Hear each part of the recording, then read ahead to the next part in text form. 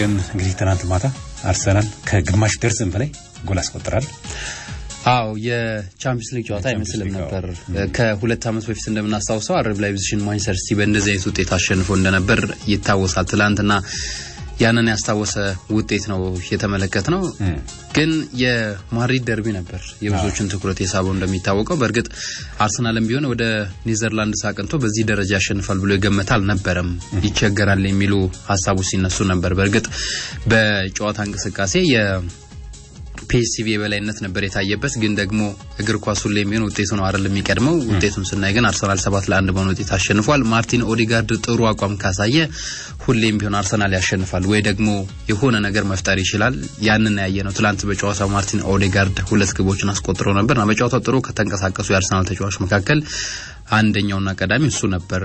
ያ መሆኑ የአርሰናል ጥሩ እንቅስቃሴ እንዲያደርግና ጥሩ አፈጻጸም እንዲኖር ያደረገ ነበር። የማድሪድ ደርቢ በሪያል ማድሪድ በባለሜዳው ቡድን አሸናፊነት ተጠናቋል። 2-1 በሆነ ውጤት ነው የጨዋታ የተጠናቀቀው። በጨዋታው ላይ ብዙ ሁነቶች ነበሩ። ስለዚህ ጨዋታ ሰፋ ያለ ሰዓታችን ምንወስድ ይሆናል። ከዛው ውጪ ቻምፒየንስ ሊግ የጥሎ ማለፍ 16 የመጀመሪያ ዙር ጨዋታዎችም እንደዚሁ ዛሬ ቀጥለው ይደረጋሉ። እነዚህን ጉዳዮች እንደ መንደርደሪያ አንስተን ሰፋ ያለው ሐሳብ ነው ቻምፒየንስ ሊግ ላይ እንወስዳለን። ሰፋ ያለውን ጊዜም እዛ ላይ እንወስዳለን።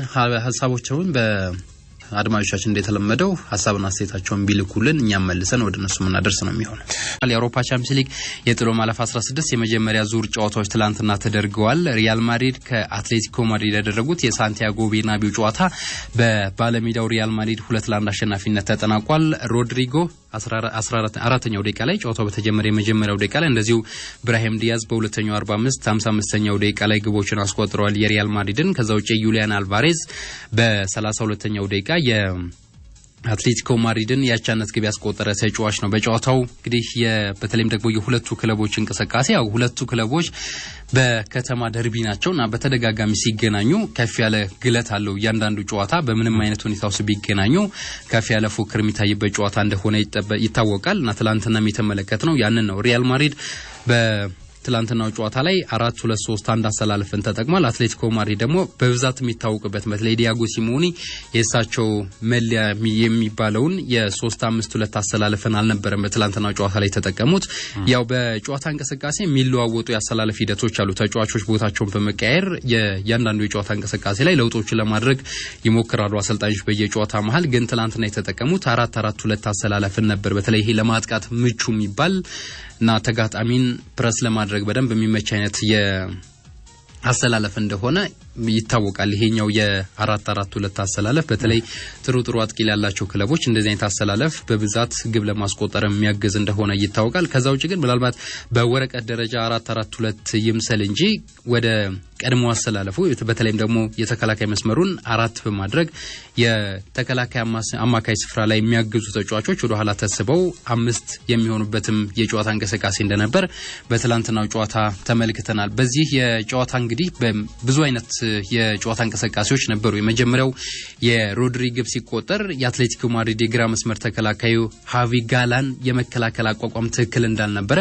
በጨዋታው እንቅስቃሴ ተመልክቻለሁ። ለሮድሪ የመሮጫ ቦታ ትቶለት እንደነበር ያንን የመሮጫ ክፍተት ደግሞ በአግባቡ ቫልቨርዴ እይታ ታግሎበት እና የሱ እይታ ተጨምሮበት ሮድሪጎ በፍጥነት ኳሱን ወደ ተጋጣሚ የሳጥን ውስጥ በመግፋት እና የራሱን የግል ብቃት ተጠቅሞ ግቡን አስቆጥሯል። ግቡ ሲቆጠር እንግዲህ ሃቪንጋላን ለሮድሪጎ ነፃ የሆነ ቦታን መተው ይሄ አይነት የግብ እንዲፈጠር ወይም የግብ ዕድል እንዲገኝ አድርጓል። የግብ ዕድል መገኘቱ ብቻ ሳይሆን ግቡ እንዲቆጠርም የዚህ ተጫዋች ሚና ከፍ ያለ እንደነበር አይተናል። ምናልባት ኦቨርላፕ አድርገው የሚጫወቱ ደግሞ ለማጥቃት እንቅስቃሴ ወደፊት ለፊት የሚሄዱ ተጫዋቾች አንዳንድ ጊዜ ተጋጣሚያቸውን ያጥቂ መስመር ተጫዋች በደንብ ማጥናት የሚገባቸው ይመስለኛል። ለምሳሌ ሮድሪጎ በዚህኛው ውድድር ዓመት ምናልባት ይሄኛው ውድድር ዓመት ብቻ ሳይሆን ባለፈው ውድድር ዓመትም ብዙ ያልተነገረለት ብዙ ያልተባለ ተጫዋች በነ ቪኒ ጁኒየር የተዋጣ አይነት ተጫዋች ይመስለኛል። በግሌ በዚህኛው ውድድር ዓመት ብዙ ግቦችን እያስቆጠረ ያለ ተጫዋች ነው ለማድሪድ። ትላንትናም እንደዚሁ በቻምፒየንስ ሊግ 5ኛ ግቡን ያስቆጠረው በ9 ጨዋታ በአጠቃላይ በዚህኛው ውድድር ዓመት 13 ግብ አስቆጥሯል። 5 ግብ የሆኑ ኳሶችን አመቻችቶ አቀብሏል። በነ ቪኒ ጁኒየርና እንደዚሁም ደግሞ ኪሊያን ምባፔ ሊበለጥ ይችል ይሆናል ግን ደግሞ ለማድሪድ በእያንዳንዱ ጨዋታ አስፈላጊውን ግልጋሎት የሚሰጥ አይነት ተጫዋች እንደሆነ ያየን ነው የምንገኘው በ32ኛው ደቂቃ የሁሊያን አልቫሬዝ የአቻነት ግብ ስትቆጠር በተመሳሳይ ካማቪንጋ ስተሰርቶ እንደነበር በጨዋታ እንቅስቃሴ ተመልክቻለሁ አልቫሬዝ የመምታት እድል እንዲኖረው እንደዚሁም ደግሞ ያንን የመምታት ነጻነት በርግጥ ግሩም ኳስ ነው ያስቆጠረው ግሩም ግብ ነው ያስቆጠረው አልቫሬዝ ብዙ ጊዜ እንደዚህ አይነት ግቦችን ያስቆጥራል አንዳንድ ጊዜ የማይታመኑ ከሳጥን ውጭ የሚያክሩ የሚመታቹም የኳሶች አሉ እነዛም ኳሶች ወደ ግብነት ሲቀየሩ ያየንበት አጋጣሚ ነበር ከዛው ውጪ ቴክኒካል ተጫዋች ነው አይደል በማንቸስተር ሲቲም ቆይታው ብዙ የቴክኒክ ክህሎቱ ላቅ ያለ ግን ደግሞ ያን ያክል በማንቸስተር ሲቲ በተለይ ሃላንድ እያለ እሱ በብዛት ጨዋታዎች ላይ መሰለፍ የማይችልበትን አጋጣሚ ተመልክተን ነበር አትሌቲኮ ማድሪድ ግን ብዙ ነጻነትን የተሰጠው ተጫዋች ይመስላል በተለይ በዲያጎ ሲሞኒ ስር በጣም መሻሻል ያሳየ ያለ በየአንዳንዱ ጨዋታ ላይ የሚሰለፍና ሲሰለፍም ደግሞ እንደዚሁ እንደው ጨዋታ አድርጎ ለመውጣት ብቻ ሳይሆን የራሱን የግል ብቃት ብቻ ለማሳየት ብቻ ሳይሆን ቡድኑን ለማገዝ በሚያስፈልገው ሰዓት አስፈላጊውን አገልግሎት ሊሰጥ የሚችል ተጫዋች እንደሆነ ያያየን ነው የምንገኘው በላሊጋው በአጠቃላይ እንግዲህ በዘንድሮ ውድድር ዓመት ብዙ የግብ ተሳትፎ ያለው ተጫዋች እሱ ነው በአትሌቲኮ ማድሪድ በኩል 41 ጨዋታዎችን አድርጓል በዚህ ውድድር ዓመት በሁሉም ውድድሮች 22 ግብ አስቆጥሮ 5 ግብ የሆኑ ኳሶችን አመቻችቶ አቀብሏልና የአልቫሬዝ ለአትሌቲኮ ማድሪድ እየሰጠ ያለው አገልግሎት ቀድሞ ከማንቸስተር ሲቲ የተሻለ እንደሆነ በዚህኛው የጨዋታ ወይ ደግሞ የክለብ ቆይታው እየተመለከተ ነው የምንገኘው ያ እንዲሆን ደግሞ የዲያጎ ሲሞኒ ለዚህ ተጫዋች የሚሰጡት የጨዋታ ነጻነትና የጨዋታ ሰዓት አስተዋጽኦ ያደረገለት እንዳለ የተመለከተ ነው የምንገኘው ትላንትና እንግዲህ ሁለት የአቻነት ግብ አስቆጥሮ ነበር ግን የሪያል ማድሪድ በብራሂም ዲያዝ አማካኝነት በዘንድሮ ውድድር ዓመት በሪያል ማድሪድ በጣም አውትሻይን ሆኖ የታየ የሚገኘው ተጫዋች ሁለተኛ ግብ አስቆጥሮ ጨዋታው በሪያል ማድሪድ 2-1 አሸናፊነት ተጠናቋል ብራሂም ዲያዝ ኳሱን ሳጥን ውስጥ ከሜንዴ ነበር የተቀበለው እንደሚታወቀውና ያንን የተቀበለው ኳስ በጣም ከፊት ለፊቱ እንግዲህ 4-3 ያው ሳጥኑ ስለሆነ በአትሌቲኮ ማድሪድ ወይም በተጋጣሚ ሳጥን ክልሉ ስለነበር የነበረው ከፊት ለፊትህ መቼም የአትሌቲኮ ማድሪድ የመከላከል ጥንካሬ ብዙዎቻችን እናውቀዋልና አጥር ነበር የሚመስሉት ግን የራሱን የግል ብቃት ተጠቅሞ ከሜንዴ የተቀበለው ኳስ በግሩም ማጨራረስ ወደ ግብነት ቀይሮ 2-1 በሆነ ውጤት ሪያል ማድሪድ ይሄንን ጨዋታ አሸንፏል ሁለቱ ክለቦች በአውሮፓ ቻምፒየንስ ሊግ ትላንትና 10ኛ ግንኙነታቸው ነበር ሪያል ማድሪድ 7ቱን ማሸነፍ የበላይነቱን አስቀጥሏል አትሌቲኮ ማድሪድ ከዚህ ቀደም በግማሽ ፍጻሜ ጨምሮ 2 ጨዋታዎችን አሸንፏል እና ትላንትና የነበረው የማድሪድ ደርቢ በሪያል ማድሪድ አሸናፊነት 2-1 በሆነ ውጤት ተጠናቋል ከሳምንት በኋላ በሴቬስታ ዋንዳ ሜትሮፖሊታኖ የሚደረገው ጨዋታ በከፍተኛ ጉጉት እንዲጠበቅ አድርጓል ምክንያቱም አትሌቲኮ ማድሪድ ጨዋታውን ግብ ሳይቆጠርበት 1-0 ውጤት ማሸነፍ ወደ ሩብ ፍጻሜ ያስገባዋል ከዛው ውጪ በበዙ የግብ ልዩነቶች ማሸነፍ እንደዚሁ በቀጣታ ወደ ሩብ ፍጻሜ የሚያስገባው ውጤት ይሆናል ያንን ለማድረግ ግን ጠንክሮ የሪያል ማድሪድን በተለይ ማጥቃት እንቅስቃሴ ማስቆም ከዛው ውጪ ግን ማስቆጠር በመልሱ ጨዋታ ይጠበቅበታል ወደ ኔዘርላንድስ ያቀናው አርሰናል ፒኤስቪን 7-1 በሆነ ውጤት አሸንፏል ዩሪ ቲምበር 18ኛው ደቂቃ ላይ ታንዋኔሪ 21ኛው ደቂቃ ላይ በ3 ደቂቃ ልዩነት ሚኬል ሜሪኖ 31ኛው ደቂቃ ላይ ማርቲን ኦዲጋርድ 47ኛውና 75ኛው ደቂቃ ላይ ትሮሳርድ ከዛው ውጪ ካላፊዮሪ የአርሰናልን የማሸነፊያ ግቦች ያስቆጠሩ ተጫዋቾች ናቸው 7 ግቦች ሲቆጠሩ አንዳንድ ጊዜ ጥሩ አጥቂ ቢኖርህ 3 ወይም ደግሞ 2 ግቦችን ያስቆጥራል አይደል ከዛም በላይ 4 ግቦችን ሊያስቆጥር ይችላል ግን አርሰናል አሁንም ያለ አጥቂ የተጫወተ ነው የሚገኘው በርግጥ ሚኬል ሜሪኖ አሁንም በአጥቂ ቦታ ላይ የሚሰለፍ ተጫዋች ነው ግን ሆነኛ አጥቂ ስላልሆነ እንደ አጥቂ አይቆጠርም ብዙ ጊዜ ግን በአጥቂ ቦታ ላይ የተሰለፈ አሁን 3ኛ ግቡን አስቆጥሯል ትላንት ምሽት ፒኤስቪ ላይ ግብ ማስቆጠሩን ተከትሎ ግን ያለ አጥቂ ስለሆነ የሚጫወተው 6 የተለያዩ ተጫዋቾች ናቸው 7 ግቦች ሲቆጠሩ ትላንትና ለአርሰናል 6 የተለያዩ ተጫዋቾች ናቸው ግብ ያስቆጠሩት ኖዋ ላንጋ በፍጹም ቅጣት ምት ለ43ኛው ደቂቃ ላይ ለፒኤስቪ ብቸኛዋን የማስተዛዘኛ ግብ ያስቆጠረ ተጫዋች ነው በጨዋታ እንቅስቃሴ እንግዲህ አንዳንድ ጊዜ እግር ኳስ መጨረሻው ነው ሲያምር ጥሩ የሚባለው አይደለ ወይም ደግሞ ውጤቱ ነው የሚታየው ፒኤስቪ 12 የግብ ሙከራዎችን አድርጎ ነበር ሁለቱ ናቸው ኢላማቸውን የጠበቁ የነበሩት አርሰናል በቻምፒየንስ ሊግ በዘንድሮ ውድድር ዓመት በመከላከል ጥንካሬው የሚስተካከለው ያለ አይመስለኝም ለምሳሌ ትላንትናው ጨዋታ ላይ 12 ሙከራዎችን ቢያደርጉም ከነዛው ውስጥ ሁለቱ ብቻ ነበሩ ኢላማቸውን የጠበቁ የነበሩት እና የአርሰናል የመከላከል ጥንካሬ ከፍ ያለ እንደሆነ አንደኛው ማሳያ ይመስለኛል አርሰናል 15 ሙከራዎችን አድርጎ 8ቱ ኢላማቸውን የጠበቁ ነበሩ ቀደም እንዳነሳው 7ቱ ወደ ግብነት የተቀየሩ ናቸው ለመልሱ ጨዋታ ሁሉን ነገር ኔዘርላንድስ ላይ ስራውን ጨርሶ የመጣ ነው የሚመስለው አርሰናል ቦሩሲያ ዶርትመንድ ከሊል ያደረጉት ጨዋታ ምናልባት ከዚህ ጨዋታ ቀደም ብሎ ግን አርሰናል በፒኤስቪ ጨዋታ ላይ ሉዊስ ስኬሊ ገና በ35ኛው ደቂቃ ነው ቀይሮ ያሰጠው በካላፊዮሪ ምክንያቱም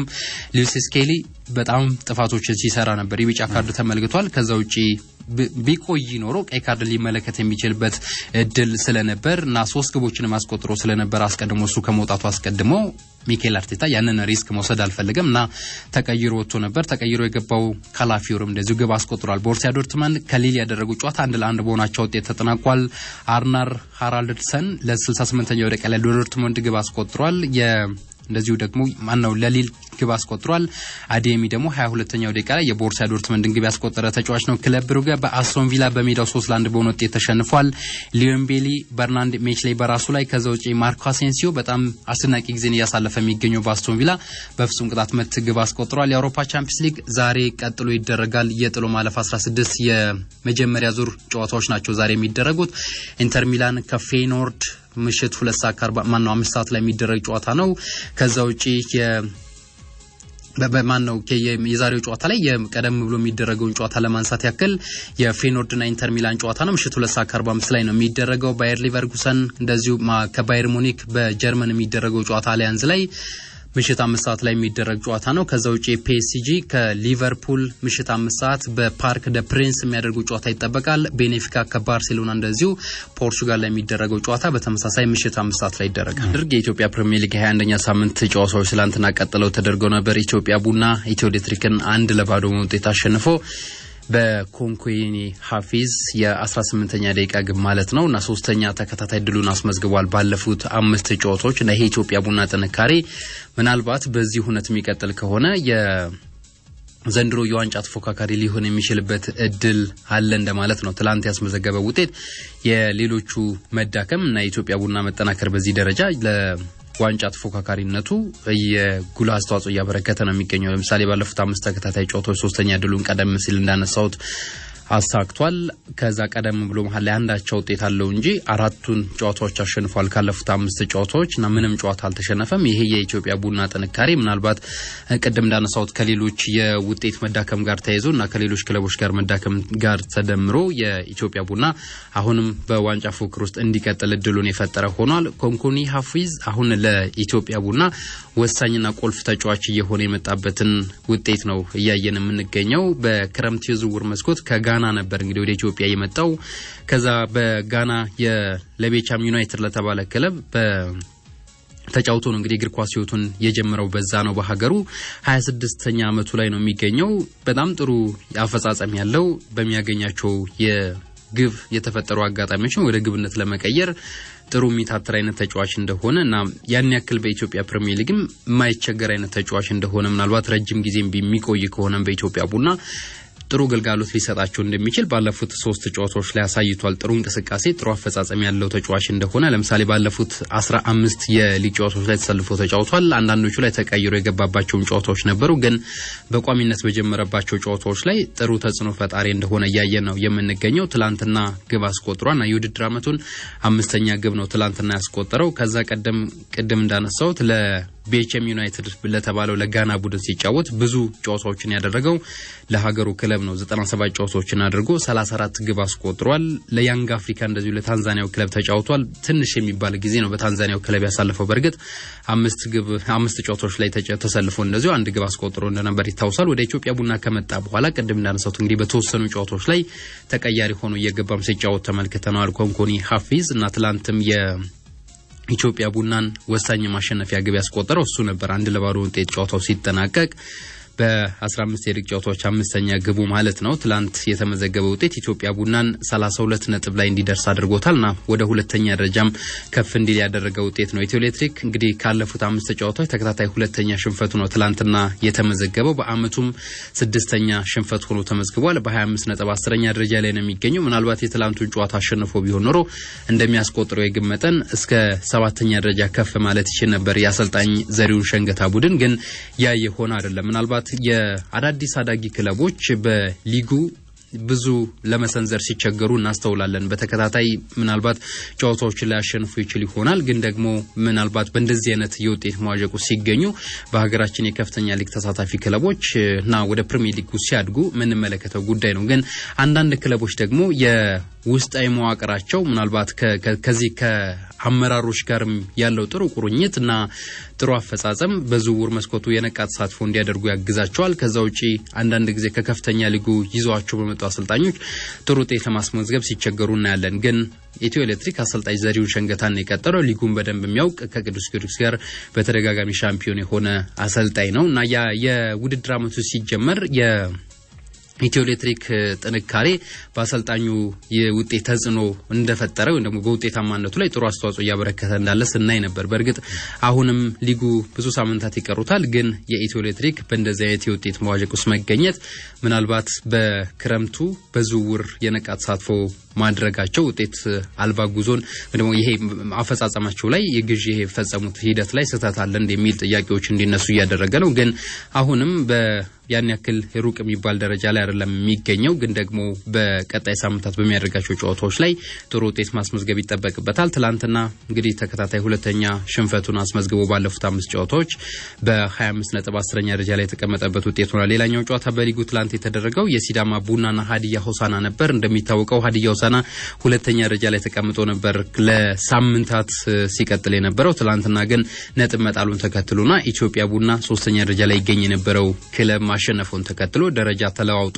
ሲዳማ ቡና ከሀዲያ ሆሳና ያደረጉት ጨዋታ 1-1 ሲጠናቀቅ መስፍን ታፈሰ 3ኛው ደቂቃ ላይ ገና ጨዋታው በተጀመረ የመጀመሪያዎቹ ደቂቃ ላይ ለሲዳማ ቡና እንደዚሁ እዮብ አለማየሁ 5ኛው ደቂቃ ላይ ለሀዲያ ሆሳና ግቦችን አስቆጥሮ ጨዋታው ከዛ በኋላ በነበሩት ደቂቃዎች የግብ ሙከራዎችን ከማድረግ ውጪ ግብ ሳይቆጠር በእንደዚህ አይነት ውጤት ተጠናቋል። 1-1 በሆናቸው ውጤት ሀዲያ ሆሳና ባለፉት 5 ጨዋታዎች 3ኛው ውጤት ሆኗልና ይሄ በተከታታይ በተለይ ጨዋታዎች ላይ ነጥብ መጣሉ ዋንጫ ፉክር ውስጥ ቢቆይም ግን ከሁለተኛ ደረጃ እንዲለቅ አድርጎታል እና አንድ ጨዋታ ነው ያሸነፈው። ባለፉት 5 ጨዋታዎች አንድ ጨዋታ ተሸንፏል። ቀደም ሲል እንዳነሳው ደግሞ በ3 ጨዋታዎች አቻ የተለያየበት ውጤት ሆኗል።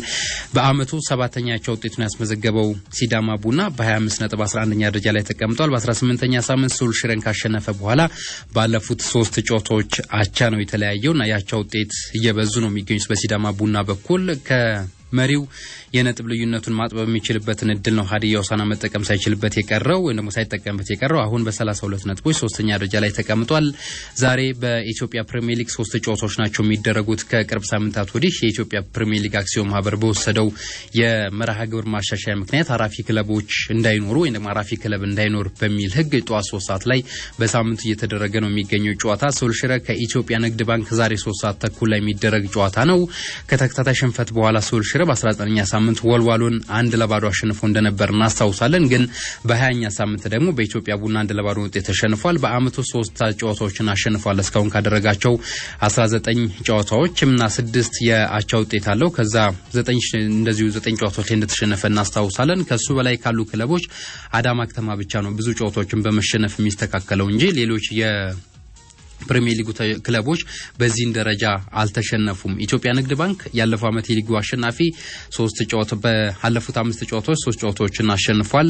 2 ጨዋታዎች ላይ ነጥብ ተጋርቶታል። ስለዚህ ባለፉት 5 ጨዋታዎች ምንም ሽንፈት ያልገጠመው ኢትዮጵያ ንግድ ባንክ ነው ዛሬ ሱልሽረ የሚገጥመው። በ25 ነጥብ 9ኛ ደረጃ ላይ ነው የሚገኘው። የሚያሸንፍ ከሆነ እንደሚያስቆጥረው የግብ መጠን ታይቶ እስከ 6ኛ ደረጃ ከፍ ማለት ይችላል። ያንን ለማድረግ ነው እንግዲህ ያሰልጣኝ በጸሎት ልዑል ሰገድ ቡድን የዛሬውን ጨዋታ የሚያደርገው ተብሎ ይጠበቃል። መቀለ ሰባ እንደርታ ከሐዋሳ ከተማ ቀን 9 ሰዓት ላይ የሚደረግ ጨዋታ ነው። መቀለ ሰባ እንደርታ 22 ነጥቦች አሉት። 13ኛ ደረጃ ላይ ነው የሚገኘው። ባለፉት 5 ጨዋታዎች ተከታታይ ሁለተኛ ሽንፈት ገጥሞታል ወይ ደግሞ ተከታታይ 2 ጨዋታዎች ላይ ተሸንፏል። በ20ኛ ሳምንት በኢትዮጵያ ንግድ ባንክና በ19ኛ ሳምንት በወላይታ ዲቻ እንደተሸነፈ እናስታውሳለን። ከዚህ ሽንፈት መልስ ነው እንግዲህ ዛሬ ጨዋታውን ከሐዋሳ ከተማ ጋር የሚያደርገው። ምናልባት የዛሬው ጨዋታ ለሁለቱም ክለቦች አስፈላጊ ጨዋታ ነው ብሎ ማንሳት ይቻላል። በተለይ ለሐዋሳ ከተማ ከወራጅ ቀጠና ስጋት ለመውጣት የዛሬውን ጨዋታ ማሸነፍ ይጠበቅበታል። ካለፉት 5 ጨዋታዎች አንድ ጨዋታ ብቻ ነው ያሸነፈው። በእርግጥ ሐዋሳ ከተማ በዚህኛው ውድድር ዓመት በጣም እየተቸገሩ ካሉ የኢትዮጵያ ፕሪሚየር ሊግ ተሳታፊ ክለቦች አንደኛው ነው ብሎ ማንሳት ይቻላል። በ16 ነጥብ 10ኛ ደረጃ ላይ ነው 16ኛ ደረጃ ላይ ነው የሚገኘው። ከሰበሰባቸው እኩል 16 ነጥቦች ማለት ነው። በደረጃ ሰንጠረዡ የሚገኘው ወራጅ ቀጠና ውስጥ ነው። 12 ሰዓት ላይ አዳማ ከተማ ከአርባ ምንጭ ከተማ ይገናኛሉ። በ19 ነጥብ አርባ ምንጭ ማነው አዳማ ከተማ 15ኛ ደረጃ ላይ ነው የሚገኘው። ባለፉት ሁለት ጨዋታዎች መሻሻል አሳይቷል። አንድ ጨዋታ አሸንፏል። እንደዚሁ በአንድ ጨዋታ አቻ እንደተለያየ እናስታውሳለን። ከዛ ቀደም ብሎ በነበሩ የሊጉ ሳምንታት በተከታታይ 4 ጨዋታዎች እንደተሸነፈ እናስታውሳለን። ከነዚህ ሽንፈቶች መልስ ጨዋታዎችን ወይ ደግሞ ያደረጋቸው ሁለት ተከታታይ ጨዋታዎች ላይ ነጥቦችን አግኝቷል። ይሄ መሻሻሉ ምናልባት በዛሬው ጨዋታ ላይ ሊያግዘው ይችል ይሆናል። አርባ ምንጭ ከተማ በ25 ነጥብ 7ኛ ነው። ባለፉት 5 ጨዋታዎች ሁለት ጨዋታዎችን አሸንፏል። እንደዚህ በሁለት ጨዋታዎች ላይ አቻ ተለያይቶ አንድ ጨዋታ ላይ እንደተሸነፈ እናስታውሳለን። የዛሬው ጨዋታ ደግሞ የበለጠ ደረጃውን ለማሻሻል የሚያግዘው ነው የሚሆነው። የኢትዮጵያ ከፍተኛ ሊግ 14ኛ ሳምንት የምድብ ለሁለት ጨዋታዎች ትላንትና ተደርገው ነበር። በምድብ ሀና ለም እንደዚሁ ዛሬ ጨዋታዎች ቀጥለው የሚደረጉ ይሆናል። ትላንትና የተደረጉትን ጨዋታዎች ለመጠቆም ያክል ነገሌ አርሲና ሻሸመኔ ከተማ 0-0 ሆናቸው ውጤት ነው ጨዋታቸውን ያጠናቀቁት። መሪ ስፍራ ላይ የሚገኘው ነገሌ አርሲ ነጥብ መጣሉን ተከትሎ ለተከታዮቹ ጥሩ አጋጣሚ ፈጥሯል። በ27 ነጥብ አሁንም የሊጉ መሪ ነው ነገሌ አርሲ። ምናልባት የትላንቱን ጨዋታ አሸንፎ ቢሆን ኖር የበለጠ መሪነቱን የሚያጠናክርበት እድል ነበር። ሻሸመኔ ከተማ በ23 ነጥብ በነበረበት 4ኛ ደረጃ ቀጥሏል። ሀላባ ከተማን ከንብ ያደረጉት ጨዋታን በዚህ የምድቡ ላይ ግብ ሳይቆጠርበት ባዶ ለባዶ የተጠናቀቀ ጨዋታ ነው። ሀላባ ከተማ ከነገሌ አርሲ ጋር በነጥብ ተስተካክሏል እና በነጥብ ቀደም ብሎ በርግጥ 26 ነጥብ ነበር የነበራቸው ጨዋታቸውን ከማድረጋቸው አስቀድሞ እና ሁለተኛ ደረጃ በነበረበት ቀጥሏል። ሀላባ ከተማ ንብ ደግሞ በ22 ነጥብ አሁንም 5ኛ ደረጃ ላይ ቆይቷል። ዛሬ በምድቡ አክሱም ከተማ ከሱሉልታ ክፍለ ከተማ ቀን 7 ሰዓት እንደዚሁ ሰልጤ ወራቤ ከየካ ክፍለ ከተማ ቀን 9 ሰዓት ላይ የሚያደርጉ ጨዋታ ይጠበቃል። ከምድብ ሀ ዛሬ ጨዋታዎች ይደረጋሉ። አምቦ ከተማ ከወልቂጤ ከተማ 8 ሰዓት እንደዚሁ ደደቢት ከሸገር ከተማ 10 ሰዓት ላይ የሚያደርጉ ጨዋታ ይጠበቃል። የሀገር ውስጥ ጉዳይ መጨረሻ እናድርገውና ኢትዮጵያ እግር ኳስ ፌዴሬሽን ከአዲስ አበባ ከተማና ከሲዳማ ክልል እግር ኳስ ፌዴሬሽኖች ጋር የአጋርነት ስምምነት ፈጽሟል። ትላንትና ስምምነቱ በታዳጊዎች የእግር ኳስ ልማት ላይ በጋራ ለመስራት በተለይም ደግሞ ውድድሮች በሚኖሩ ሰዓት የኢትዮጵያ እግር ኳስ ፌዴሬሽን አስፈላጊውን ድጋፍ እንዲያደርግላቸው በማሰብ ይሄን ስምምነት ተፈጽሟል። ስምምነቱ የዘገየ ቢሆንም ግን ደግሞ አሁንም ቢሆን የረፈደ አይመስለኝም። ምክንያቱም ለአንድ ሀገር ስፖርት በተለይም ደግሞ ለእግር ኳስ እድገት ታዳጊዎች ላይ መስራት አስፈላጊ ነው። የኢትዮጵያ እግር ኳስ ፌዴሬሽን በቅርብ በፓይለት ፕሮጀክቶች በተለያዩ ሀገሪቱ ክልሎችና ከተሞች ይሄንን ስራ እየሰራ ነው የሚገኘው። አሁን ደግሞ ከአዲስ አበባ ከተማ እግር ኳስ ፌዴሬሽንና ከሲዳማ ክልል እግር ኳስ ፌዴሬሽን ጋር በጋራ ለመስራት የሚያስችላቸውን የአጋርነት ስምምነት ፈጽሟል። የትኛውም የታዳጊዎች ውድድር ሲኖር የኢትዮጵያ እግር ኳስ ፌዴሬሽን በተለይ የ17 ዓመት በታች የእግር ኳስ ውድድር ሲኖር አስፈላጊውን ድጋፍ እንደሚያደርግ እንደዚሁ ትላንት በነበረው የአጋርነት ስምምነት ወቅት ተገልጿል። የኤምአርአይ ምርመራ ወይም ደግሞ ይሄ የእድሜ ተገቢነት ጉዳይ በዚህኛው የአጋርነት ስምምነት መፍትሄ እንደሚያገኝ እንደዚሁ የአዲስ አበባ ከተማ እግር ኳስ ፌዴሬሽንና የሲዳማ ክልል እግር ኳስ ፌዴሬሽን አመራሮች በፊርማ ስነ ስርዓቱ ወቅት ተናግረዋል።